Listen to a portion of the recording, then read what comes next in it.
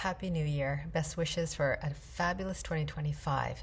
And if you're like everyone else, then you're probably got a list of ideas and visions that you're excited to pull out and get going with. But guess what happens? Sometimes when we get too ambitious, we get overwhelmed instead of feeling successful. So in this video, I'm going to share with you like the differences between those two, because they're literally just states, and you can choose the one that's actually going to create success and feel successful and be successful, instead of being stuck in overwhelm and 100 to-dos and suddenly feeling like you're already behind and we're only a couple of days in, right? So welcome to this video. And let me get started first of all with that description of like when I say there are two states, they are two literally states of being that have with them a whole series of thoughts and feelings and a certain state within your nervous system that will give you very clear clues as to which you're in. So I think most of us, let's talk about overwhelm, right? So I've had that through my life because I am a creative thinker. I think of ideas all the time. And then I wonder, if I could only clone myself and create all of these different realities. Well, guess what? That is a certain way of thinking. And if we go too far down that path and really, sit in that, then what can happen is that our mind gets quite incoherent.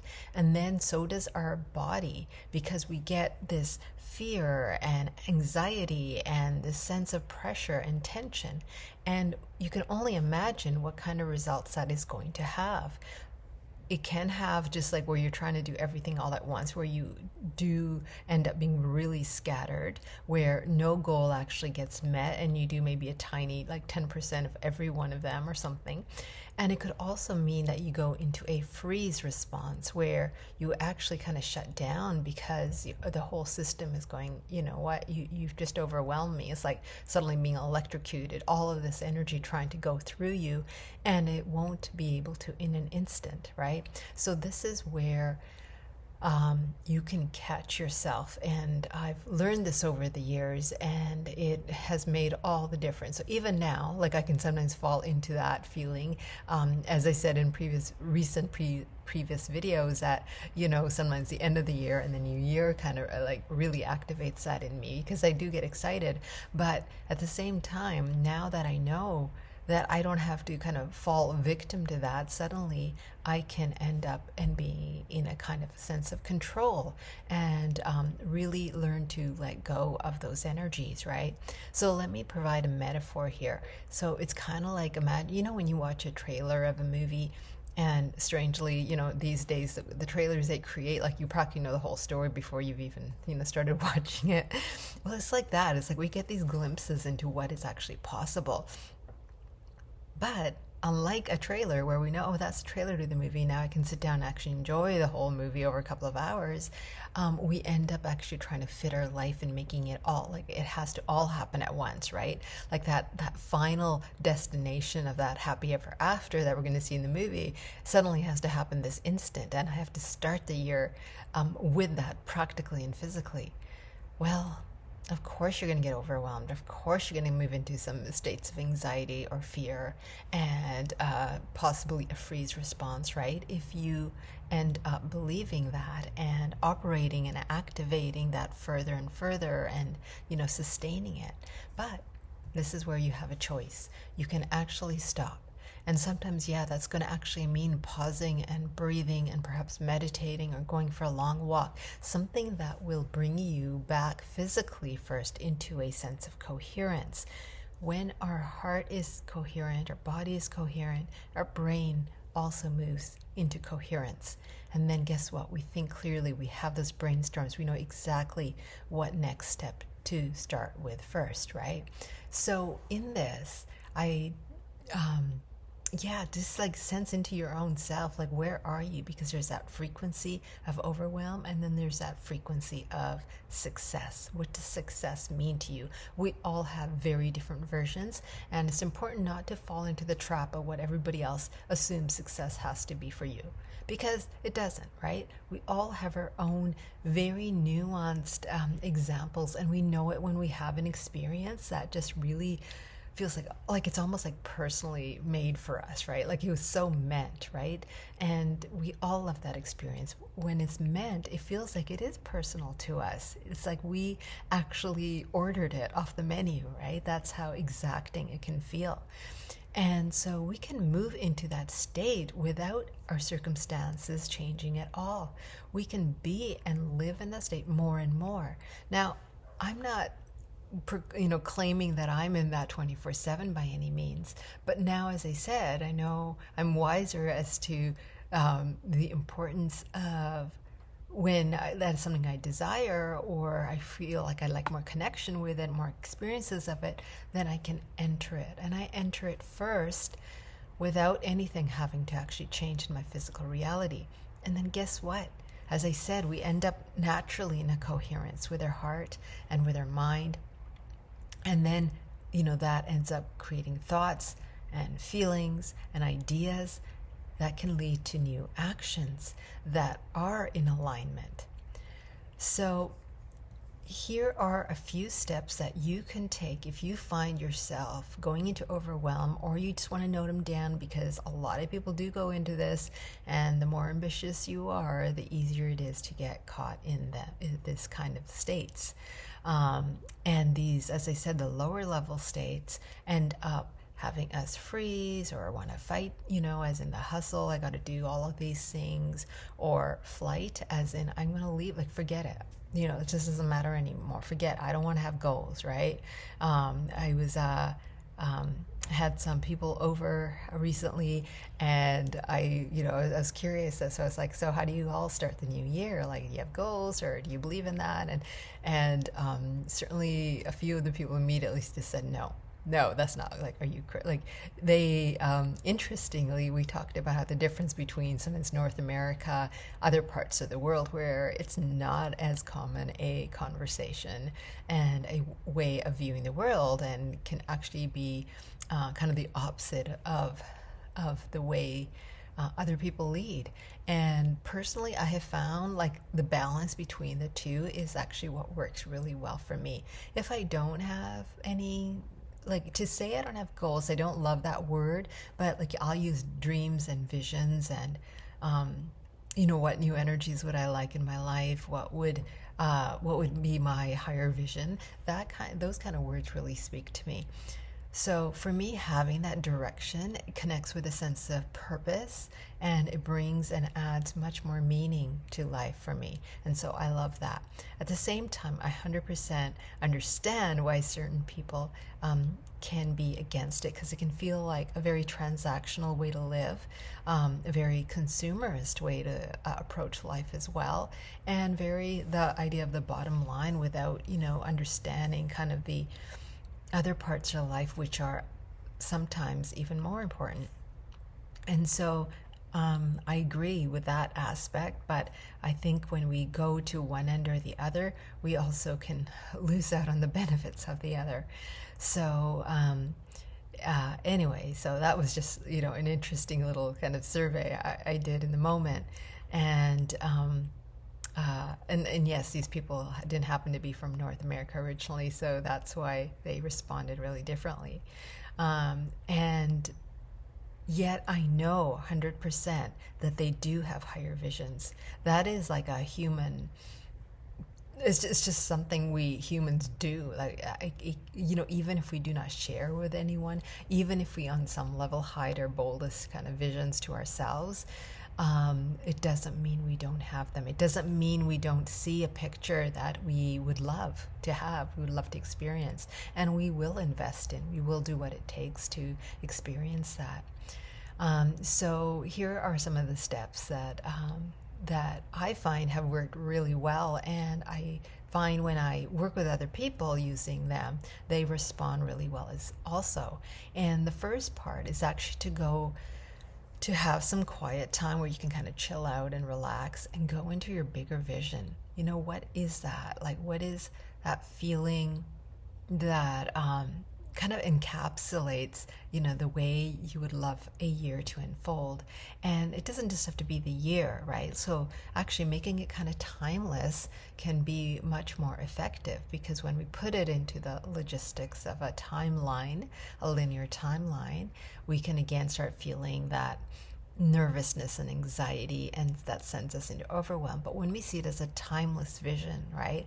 Like, this is who I feel myself as and see myself as, and these are the kinds of things I'd be experiencing, then guess what? The universe can order it in a way that is going to actually be ideal for us, instead of us trying to really insist on it has to happen in these steps and in this order, because the universe knows how to respond and create that very personalized experience where it does feel it's meant for us, instead of something we manufactured, through our minds and in some kind of robotic way. So having that time to get into a timeless state, right? Maybe you want to take that long walk first. Maybe you want to dance first. Maybe you want to meditate. Maybe you want to just chill out and relax, and then tune in and start asking yourself, oh yeah, what is that vision that, and I always say this, but it's so essential, is that what feels playful. So access that first without going into any sense of what makes sense, like realistically or conventionally you think can happen. And so what would be really fun to play with, and notice what kind of themes come out, what kind of aspects of it come out. And then when you have that, just enjoy it. And you may not even do anything with it for a day or two or longer, right? Just kind of let it almost be around you like an energy, right? And then from there, when you're in that place of, okay, yeah, I'm planning my next few weeks or the next so many months, then maybe prioritize it in a way that speaks first from the heart, connected to the brain, instead of just from the mind. Like, oh, well, in order to have that part happen, I first have to do this and this and this, which usually means things like I have to have more money, I have to have more time, I have to have energy or resources, or other people have to do this. So instead of making it dependent on anything, prioritize it in terms of what actually speaks to you, what feels most alive and is real and exciting, right? Because there is energy there currently for it. You're not going to have to manufacture that motivation at all, because it's quite natural. So let it even surprise you instead of being predictable. So I've done this already, and I found certain themes that honestly have always kind of been there in my bigger visions, peaking up again, right? They were like, yes, we want more. And then this morning I actually had a dream where I was in this experience. And so it was fun, because it's like a part of me subconsciously is already moving in that direction. But it doesn't mean that I have to force it to happen. It's just a very natural aspect of who I am and what I will create, right? Because it's always been there inside of me. And I would say that is true for most people, even if they have forgotten temporarily. So from that, now if you want to talk about action, see what bubbles up most easily to do right now. And so this is where I do jump into the practical sometimes, because the practical makes it real in this physical time and space now. It could be a really tiny step, or it could be a bold move. But doing it today and not putting it down in the diary for tomorrow is really essential. And it doesn't matter how small it is, but something that is very present to that vision that came up, what bubbled up as an action. Oh, I'd have to have this in place for this to flow forward. So I want to make that easy for me, right? So you want to get that done now as much as you can. And then the other thing is really essential, especially in the coming weeks and in this month of January, is to stop doing certain things that are draining your energy or are distracting you from that true self, from that real self. And a prime example is the amount of time a lot of us can spend in entertainment and social media and things that where we're looking just for some levity and fun, and yet often they are distractions instead of actual energies that support us in the now, right? So let's say alternatively, I went to to do something physical, like when I played tennis, did some kind of sport, or went dancing, right? Those are physical things that do have an immediate benefit to the whole system. Healthy things, right? Happy things, fun things for us.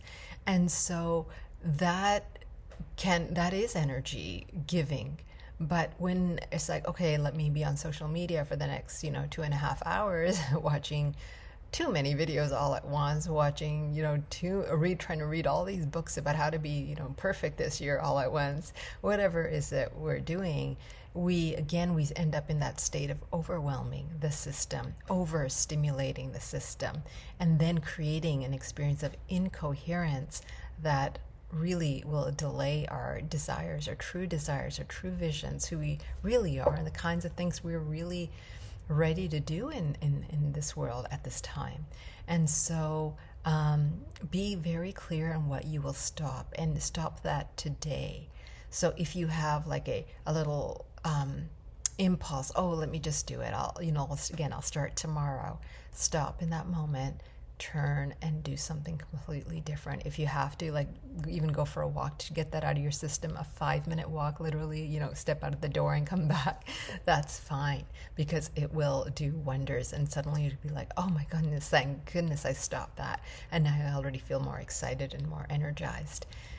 And then use that energy for what actually is important, for that step that is boldly available for you to take today. Small, large, doesn't matter. But the thing is, how has it bubbled up, and what has come forth, and what can you do now in order to experience it? So if you would really like support, because you do have a bigger vision and you find that this overwhelm really kind of gets you stuck, or one day it's like, yes, you're clear, and then the next day suddenly you have amnesia again, then you're welcome to sign up for a session with me. It can be a really powerful way to start the year, so that you're not alone. You actually get another set of eyes and ears and a brain to support you in looking at things from a very different perspective, one where, as I said, you can move into the frequency of success now, and you can act on that success state today. So there's a link in the description box if you'd like to do that.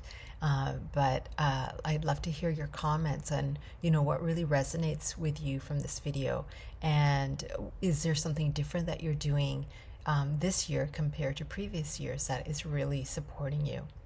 So wishing you all the best, and let's make it a fabulous new year.